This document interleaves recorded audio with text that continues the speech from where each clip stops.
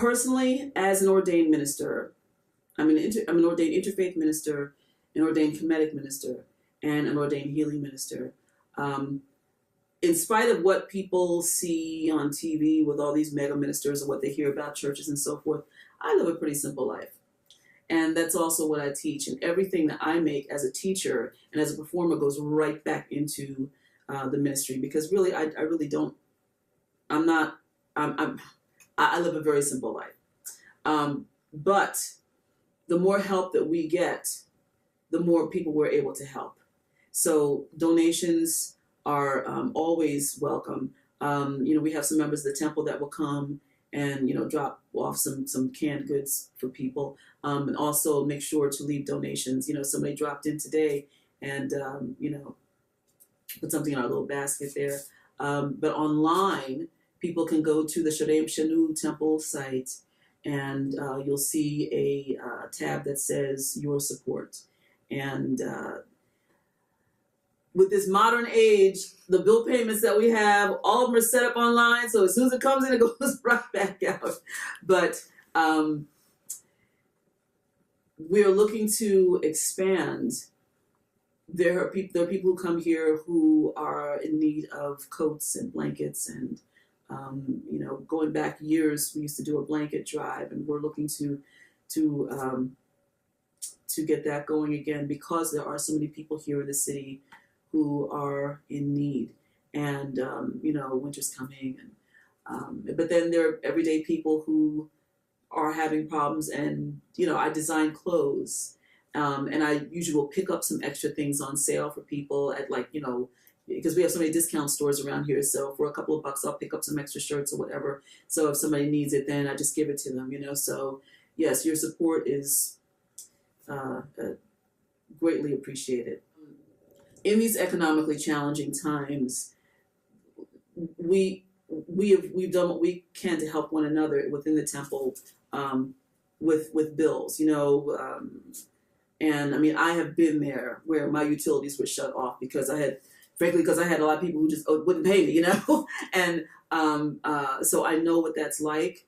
And it has made me even more sensitive to what it's like when you have to make the sacrifice of going into your house, dealing with candles and all this other stuff until you're able to get it together, But then I also know what it's like when you have the grace of someone stepping in and saying, here, okay?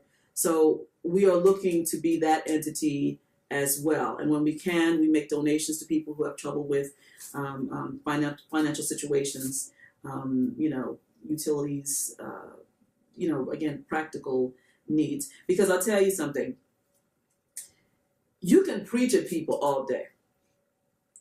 What does that mean if they're going home to a cold house? What does it mean? It says more about you and what you're not about and what you're not doing than about whatever you're preaching about. Love truly is action. It is. And that means you're going to be sensitive to one another's needs. So that's the other thing that I want to mention in terms of the donation, because now here's something that's interesting. The word for love is mer.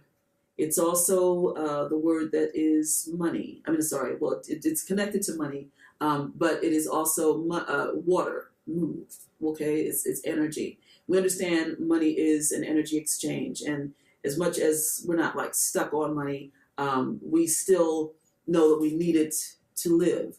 And so holding on to your money when you know somebody else needs it is not love. Sharing it is love.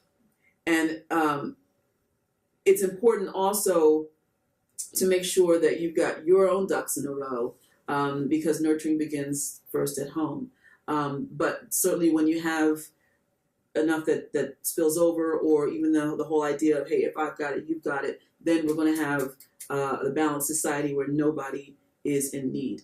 One of the principles I teach about here is making sure that you look out after your own finances. Take a look at why it is you bleed your money out if you do, why you hold on to your money, maybe a little too tightly if you do, and trying to find that middle ground so that we're able to help one another effectively.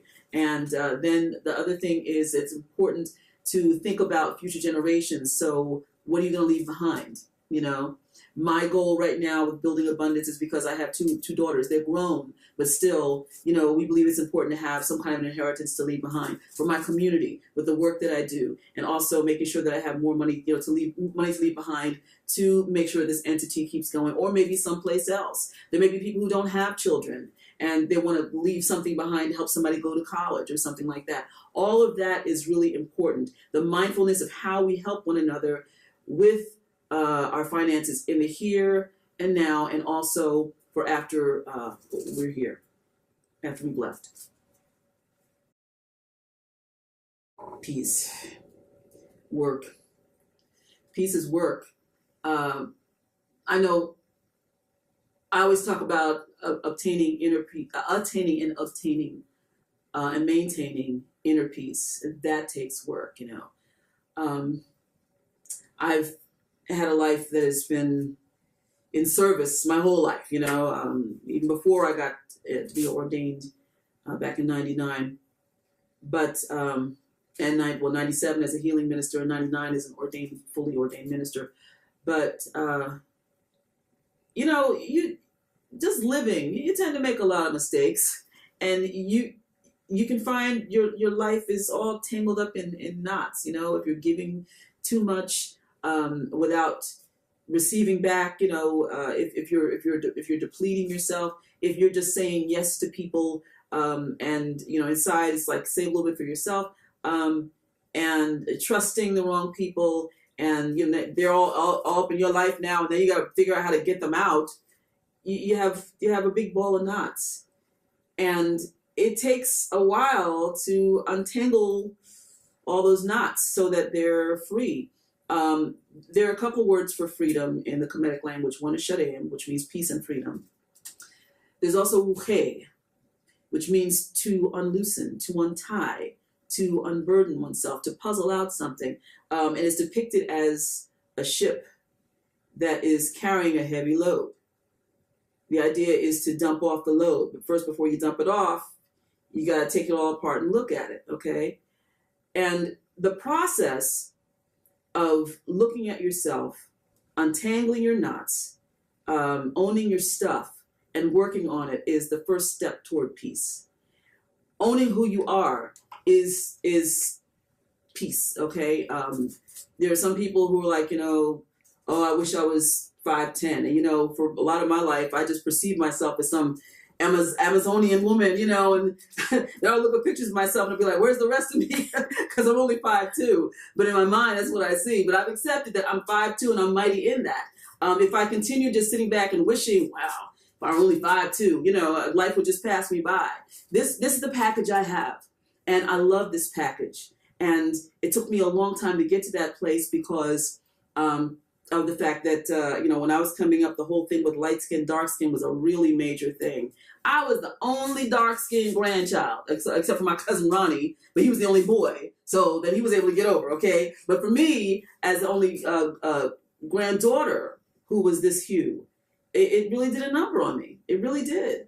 And then at some point, I remember looking at, years later, I looked at pictures of myself, and I was like, wow, I was a cute kid, And then looking at myself in the mirror now and being able to own this. And I found peace within that.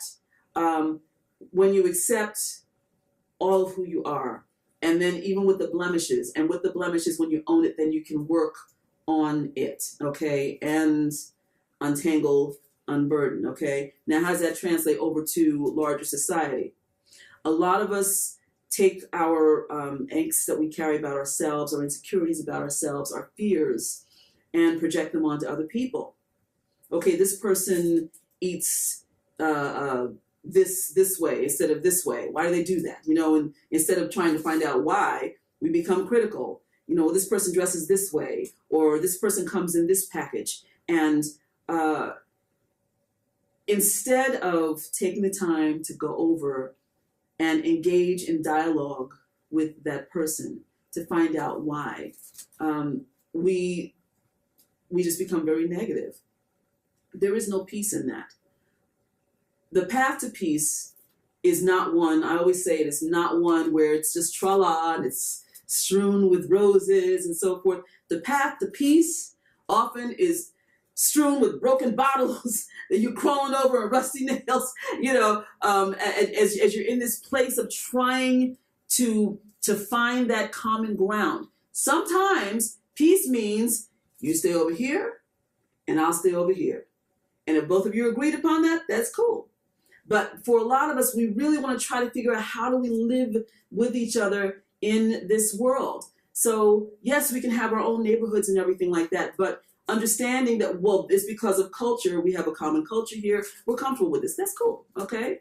But it doesn't mean that you are condescending towards somebody else because their culture is different, because their beliefs are different, because their dietary needs are different, because they're differently abled. We have so many ways that we create so much discord, when all it can take is just opening our eyes and our hearts and building that bridge. So peace is work. But the thing I want to leave you with is on that matter. I always share the story that is in the I Ching with the 11th Gua. And the I Ching has a series of energy patterns that are told through stories. And in the 11th Gua, or hexagram, or energy pattern, it is called peace in many books, in many translations. It tells the story of this family that works hard, makes sacrifices, because you got to put in the work. No matter what it is that you're going after, you really got to put in the work.